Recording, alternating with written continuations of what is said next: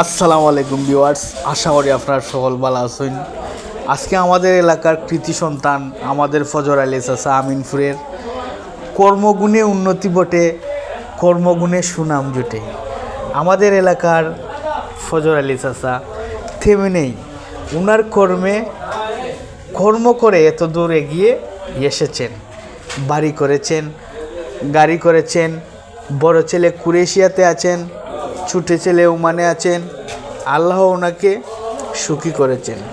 সব কিছুর পরে আল্লাহ ইচ্ছায় আজ উনি সফল একজন উদ্যোক্তা। কর্মকে অবহেলা করবেন না।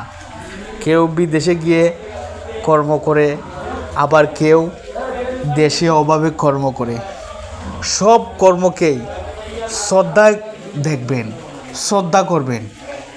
চুরি করা শরম, চুরি করা হারাম, কর্ম করা সফল, কর্ম করা হালাল। কর্ম করে এই যে আমাদের ফজর আলী চাচা গাড়ি করেছেন, বাড়ি করেছেন, বড় ছেলে বিদেশে, ছোটো ছেলে বিদেশে, দেশে উনি খুব ভালো আছেন।